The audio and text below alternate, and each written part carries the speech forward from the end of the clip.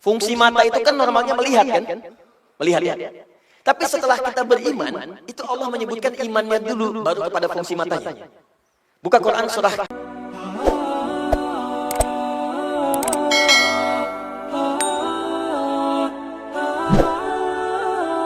Ada dua definisi tentang ini.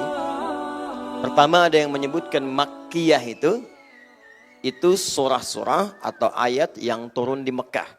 Definisi pertama, Makkiyah dari kata Mekah. Adapun Madaniyah, surah-surah atau ayat-ayat yang turun kemudian di Madinah. Jelas?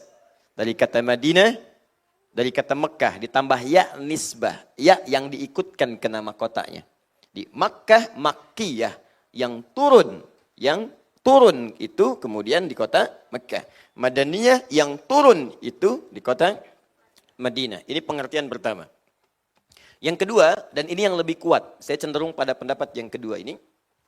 Makkiyah adalah ayat-ayat Al-Quran atau surah tertentu dalam Al-Quran yang diturunkan pada Nabi Muhammad SAW sebelum fase hijrah. Sebelum beliau berhijrah dari Makkah ke Al-Madinah Al-Munawwarah. Jelas? Baik, sedangkan Madaniyah adalah ayat-ayat Al-Quran atau surah-surah tertentu dalam Al-Quran yang diturunkan oleh Allah Subhanahu wa taala setelah Nabi hijrah. Jadi kalau setelah hijrah itu artinya ya walaupun itu turun di Madinah atau di Mekah setelah periode hijrah, maka masuk konteks Madaniyah. Ya, Nabi tinggal di Mekah untuk berdakwah dalam fase dakwah dimulai dari usia 40 tahun dengan turunnya surah itu, kemudian Iqra bismi rabbikal ladzi khalaq, kemudian Al-Mudaththir untuk berdakwah terang-terangan. Itu dakwah di Mekah selama 13 tahun. Jelas? Fase 13 tahun ini beliau hijrah ke Madinah. Dalam masa hijrah di Madinah ini kan beliau juga ke Uhud, ke Tabuk, ke Badar. Fathu Makkah kan sempat ke Mekah lagi untuk haji wada kan? Kemudian balik lagi kemudian ke Madinah. Saat haji wada itu kan ada ayat yang turun juga. Ya ada ayat yang turun. Al-yawma akmaltu lakum dinakum wa atmamtu alaikum ni'mati. Walaupun turunnya di Mekah, tapi setelah periode hijrah, maka dia masuk prosesnya Madaniyah. Jelas sampai sini? Ayat-ayat yang diturunkan oleh Allah Subhanahu wa taala dalam periode Nabi pasca hijrah. Karena nanti pengertian ini akan berdampak salah satunya kepada hukum. Karena ayat-ayat Mekah itu umumnya terkait dengan ayat-ayat tauhid dan pondasi-pondasi untuk beriman kepada Allah. Sedangkan ayat-ayat Madaniyah atau pasca hijrah itu umumnya ayat-ayat yang terkait dengan hukum-hukum terapan fikih, ibadah, muamalah. Setelah orang beriman, apa pembuktian imannya? Maka dia menerapkan imannya dalam kehidupan, bermuamalah, interaksi. Maka turun ayat-ayat bagaimana berinteraksi dengan orang-orang lain. Maka orang beriman seringkali muncul kalimat iman di awalnya sebelum kita berinteraksi. Itu ayat-ayat Madinah ciri khasnya. Jadi kalau ayat-ayat Mekah ya ayuhan nas, ayat-ayat Madinah umumnya ya ayyuhalladzina amanu. Imannya dulu. Karena umumnya ayat yang turun setelah hijrah itu turun secara umum garis besarnya kepada orang-orang yang telah beriman. Kalau kamu sudah beriman mesti beda dengan yang belum beriman. Begini cara berinteraksi kamu. Karena itu Allah sering menyebutkan semua organ tubuh kita setelah beriman itu diawali dengan iman dulu. Untuk membedakan nih cara orang beriman berinteraksi dengan yang belum beriman. Contoh. Saya mulai misalnya dari mata nih. Mata. Fungsi mata itu kan normalnya melihat kan? Melihat ya. Tapi setelah kita beriman, itu Allah menyebutkan imannya dulu baru kepada fungsi matanya. Buka Quran surah ke-24. Ini An-Nur yang sedang kita akan kaji. Ayat 30 untuk laki-laki. Ayat 31 untuk perempuan. Kata Allah, "Qul lil mu'minina yaghuddu min absarihim." Katakan pada pria-pria yang telah merasa beriman, punya iman. Padahal mudah bagi Allah mengatakan misalnya fungsi mata itu melihat, selesai. Tapi yang paling menarik setelah beriman, imannya dulu disebutkan baru fungsi matanya.